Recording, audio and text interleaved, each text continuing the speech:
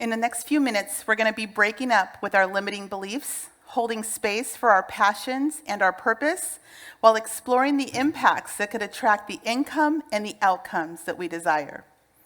But in order to accomplish this, I'm going to need your participation to help make it a little more fun and a lot more interesting for all of us here. Here we go. If I said to you that I have an amazingly generous gift to offer you, who here has the mindset to receive that gift? Say yes. Yes. Okay. Now imagine that the gift is a check written out in your name in the amount of $10 million. Who here still has the mindset to receive that gift? Say yes. Yes. Now, what if I told you that by receiving that gift, today would be your last day alive? Not only that, this is your final hour, and when you're gone, the money's gone. No transfers allowed. Who here would still accept that gift? Yes. Bye. So most of us can agree that there's no amount of money that is more valuable than your time. Yet some of you here and many more out there are trading their time for money Monday through Friday, month after month, year after year, at a job they do not love. All because they have to make ends meet instead of doing what they want to do to make their life neat. And for over 20 years, I did the exact same thing. I was a magazine executive that was often overworked, sometimes undervalued, and always limited on quality time. Until one day I looked up, I was 40 years old, divorced, a single mother to 2 teenage sons. If you know, you know. It's madness. And in that moment, I found myself to be unemployed unexpectedly on top of it all. I had a really big decision to make.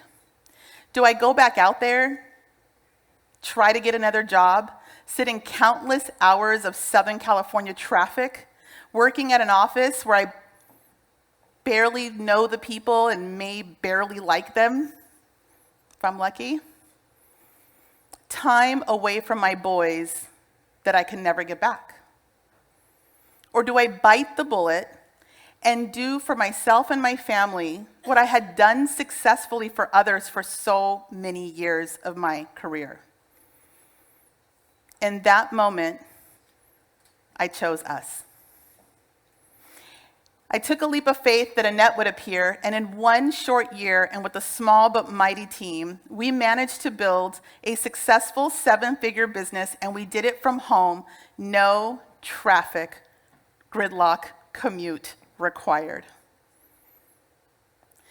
But don't get me wrong, yes, I was my own boss, and that money was not my personal income. Let's just get that straight out here. What I realized that I had done was I had essentially traded my grueling corporate job for a grueling work-from-home job where I still didn't love it and I didn't have quality time. And I definitely wasn't living in my purpose. At that point, I didn't even know what my purpose was.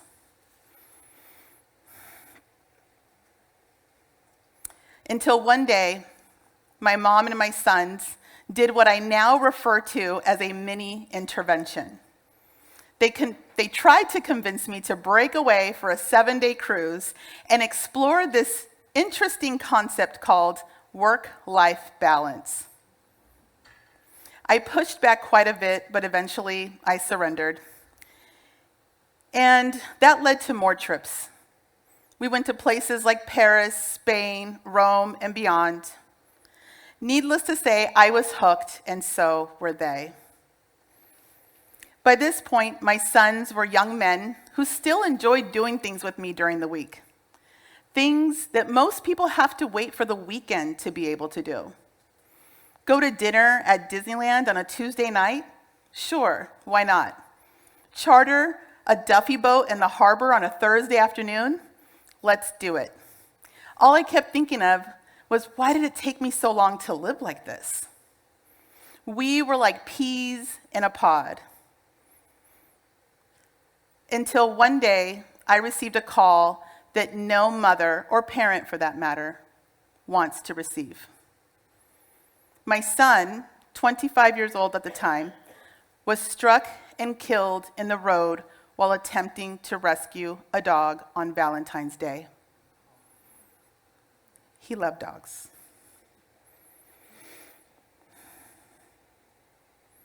I had a really big decision to make. Do I stay in bed feeling sorry for myself? Do I lose myself in the depression and sulk in the difficulty of it all? Or do I get back up? Do I get back out there and continue to search for my happiness the way the three of us had originally planned all along? All to ensure that my youngest son didn't feel like he lost his brother and his mom.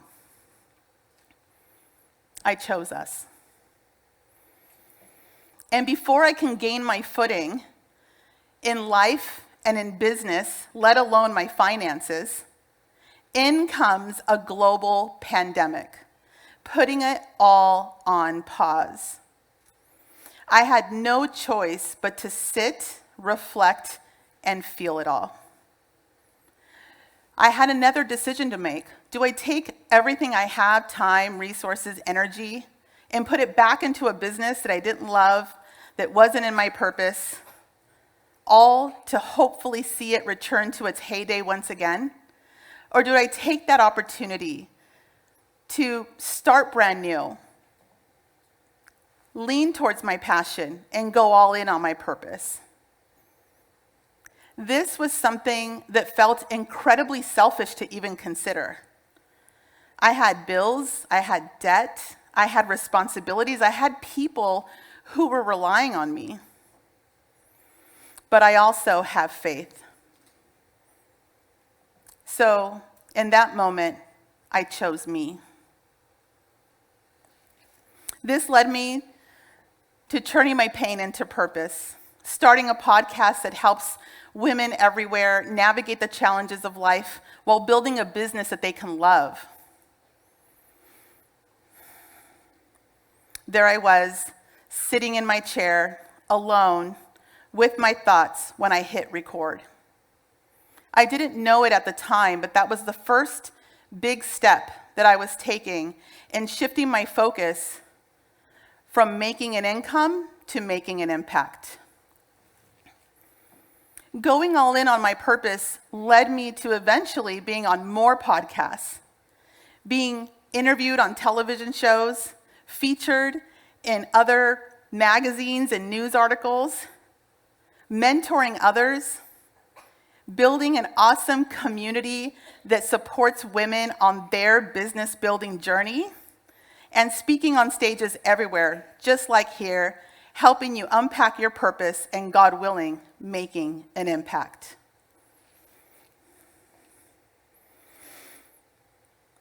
Ed Milet recently said that a form of child neglect is to be a parent who didn't pursue their own dreams, but yet encourages their child to pursue theirs. Losing my son taught me that there's no amount of money in the world that is more valuable than my time. If it doesn't bring me joy, serve my purpose, or just bring me peace in some way, I'm simply not doing it. Having the courage to break up with corporate and start my own business over the age of 40 as a single mother taught me that we can choose differently for our lives at any point along the way. We can reach higher. We can dream bigger.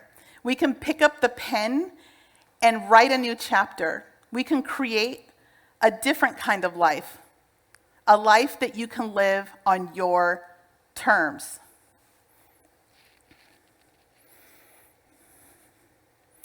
Finding your purpose isn't always easy. Whether you're a teenager, an at-home mom, or a working professional, you can ask yourself these 3 simple questions in order to help bring your purpose into view. You ready? You don't have to answer out loud, but here you go. Question number 1. What is that one thing that you're really good at? We're all known for being really good at that one thing that kind of comes naturally to us. For me, it's communicating and helping people solve problems within their business. Question number 2. What is that thing that breaks your heart when you see it or hear it? For me, it's seeing single mothers struggling to make ends meet while doing the best that they can to show up for their children. Number 3, what is the one thing that you would do for a living if you were guaranteed to succeed? So often we have an idea of what we're supposed to be doing, but we say, oh my gosh, what if I fail? Instead say, what if I succeed? Bonus points if you already sort of know what you would love to do and you love it so much you would do it for free. Not that you should do it for free, but you would if you had to. Leaning into your purpose is not always easy, but it's always worth it. So often, we get distracted. We make a decision to go in one direction, and then life and our thoughts and our words take us in another. We don't realize how easily distracted we are, especially how easily influenced we are by others. So we're going to do a fun little test together to prove how easily you can get distracted and influenced by those around you. All I need you to do is shout your answers out loud together when I ask you the same question over and over and over again quickly. Are we ready? Yeah. All right. Ready? What color are my pants? White. What color are my pants? White. What color are my pants? White. What color are my pants? White. What do cows drink?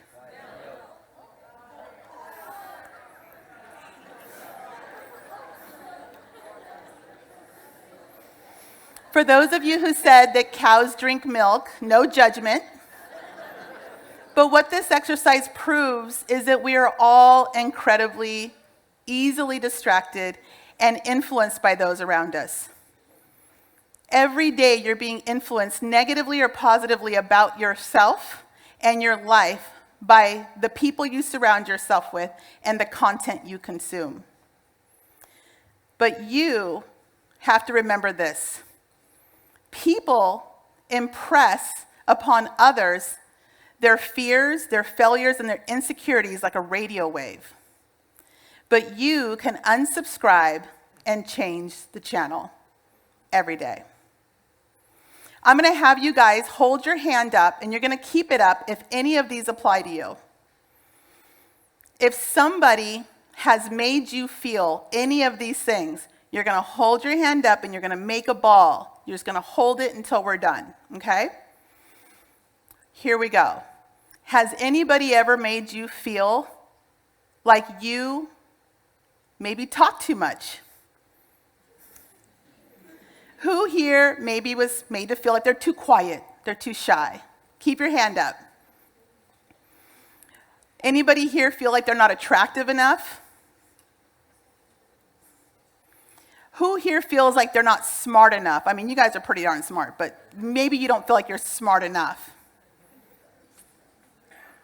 Anyone told that they were lazy? Okay, we got a lot of lazy people here in the crowd. Okay. And maybe you, especially some of you here that are so smart, hold your hands up.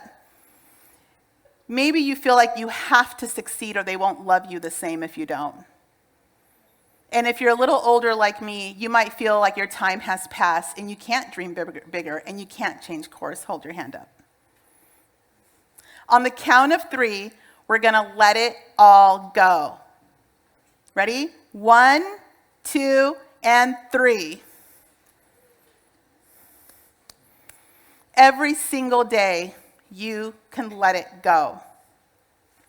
Holding space for your purpose also means letting go of limiting beliefs regarding money, okay? It takes money to make money.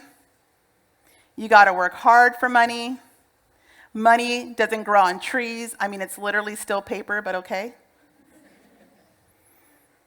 When you stop chasing the wrong things, you create a space for the right things to catch up to you. It's not always easy, but it's always, always going to be worth it. Like a wise woman once said, somewhere on TikTok, in 100 years, we will all be buried. Strangers may be living in our homes. Your names will barely be remembered. Your photo will be in an album in a box tucked in someone's garage. So you might as well have a heck of a time pursuing your purpose, go all in on your passion, whether you make $1 million or not. Make an impact on the world. I'm Rachel Medina, a CEO knocking on 50, and a Latina who believes that with strong coffee, strong Wi-Fi, and strong faith, all things are possible at any age. Let's go.